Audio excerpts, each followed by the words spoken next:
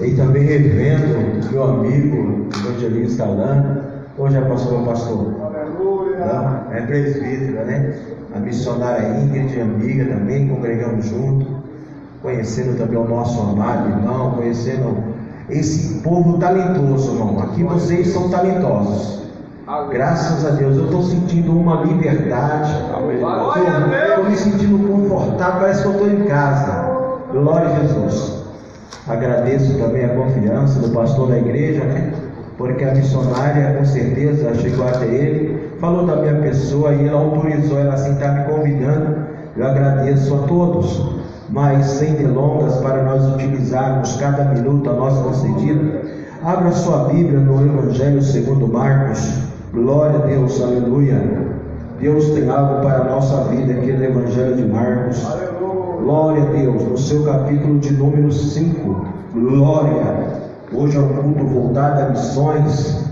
Glória a Deus. Nós queremos também andar com o Senhor neste barco. Glória a Jesus. Livro de Marcos, capítulo de número 5, Evangelho segundo Marcos. Amém?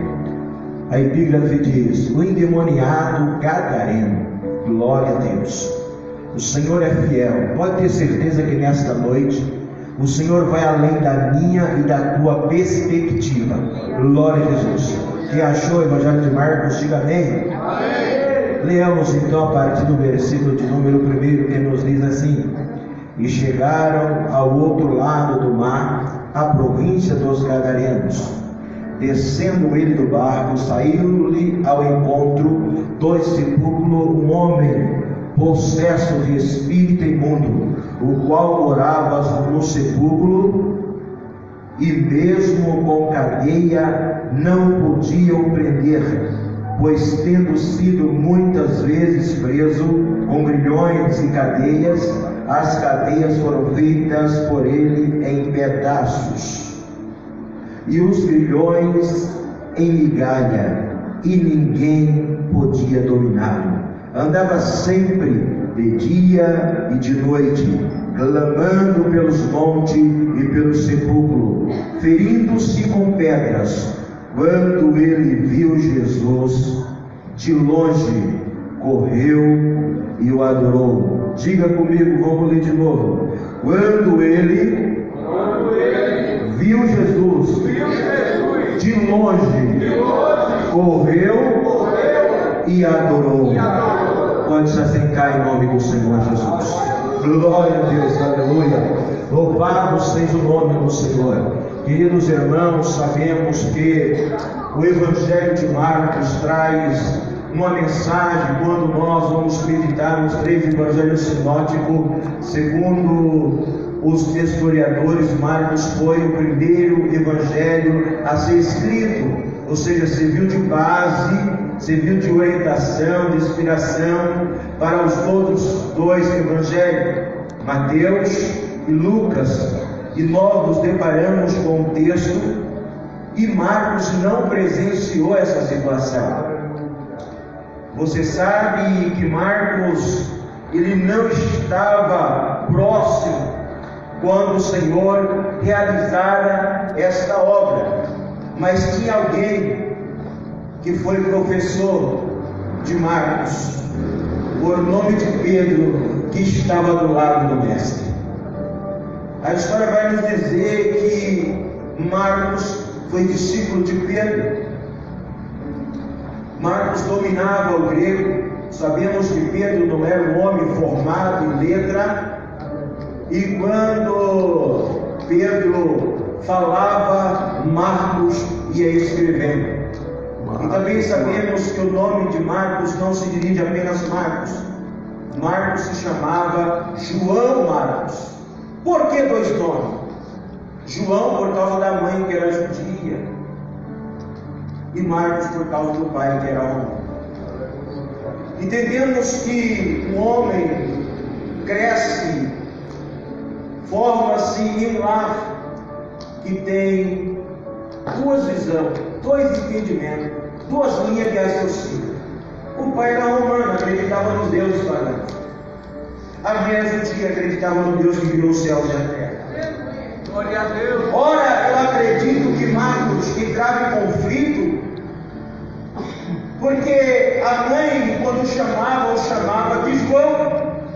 E o pai, quando o chamava de Marcos. A referência que diz que Marcos representava o Deus da guerra, um Deus mitológico. Mas o Senhor Deus havia traçado um plano na vida de Marcos. Mas eu quero dizer para você que não foi fácil. Houve um momento na vida de Marcos que ele sofreu uma grande frustração. Mas não foi uma frustração qualquer. Ele, em uma viagem missionária, acompanhou Paulo e Barnabé. E ele vê os perigos que a obra missionária traz para nossas vidas. Como assim, quando tomamos uma posição e vamos fazer a obra missionária, nós colocamos a nossa vida em grande risco? Muitas das vezes, quantos missionários não saem do Brasil, chega em outro país com uma cultura totalmente diferente? Às vezes, na maioria das vezes, não se pode falar de Jesus abertamente como nós podemos no Brasil. Sabemos que estamos correndo risco, sabemos que a igreja está sendo ameaçada, sabemos que a igreja está tentando calar a igreja. E Marcos estava acompanhando Paulo e Barnabé. E ele se intimida e decide voltar. E Paulo partou aquilo no coração dele. Isso serve para nós no dia de hoje. Muitas das vezes a pessoa está do nosso lado, se assusta com a gravidade, com a dimensão. Porque veja bem, Ezequiel ouve a voz de Deus, fala: Ezequiel, come do rolo. Ezequiel comeu, na boca era doce. Quando chegou no estômago, amargou. Ou seja, quando nós verdadeiramente entendemos o propósito, o valor do Evangelho, nós entendemos que é amargo, mas nós também sentimos a doçura. A doçura é o bem que Ele nos proporciona, é a garantia que Ele nos dá. Mas nem sempre temos essa estrutura e esse conhecimento. Nem sempre vamos ter Pedro do lado para nos adotar, como adotou João Marcos e o discipulou. Aleluia. Há historiadores que dizem que se caso houvesse o evangelho de Pedro, o evangelho de Pedro seria o evangelho de Marcos. Porque Pedro contou e Marcos registrou. Glória a Deus.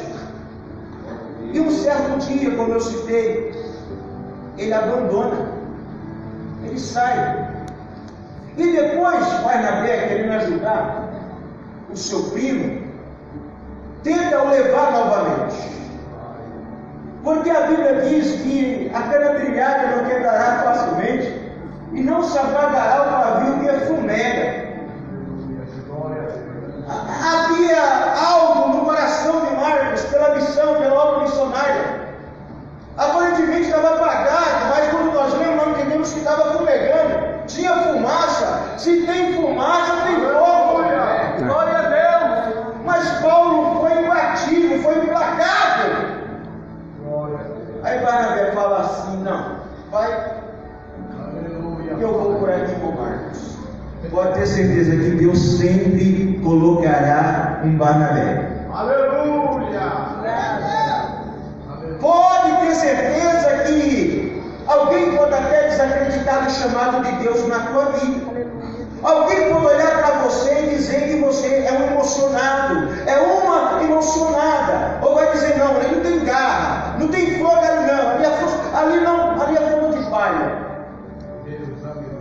Mas Barnabé acreditou, sabe por quê? Porque quem chamou João Marcos foi Deus. Glória a Deus! Aleluia! Glória a Deus! Não te preocupas, porque Deus está tratando. Glória a Deus! E mais tarde nós vemos o quão foi positivo e frutífero a decisão que Barnabé tomou. Não, eu acredito, eu vou te levar, eu acredito. Quem sabe Barnabé teve uma conversa em particular e disse: olha, fala sério, você está vendo a situação que você me colocou. Paulo não acredita no teu chamado. Isso são deduções minhas, acredito eu.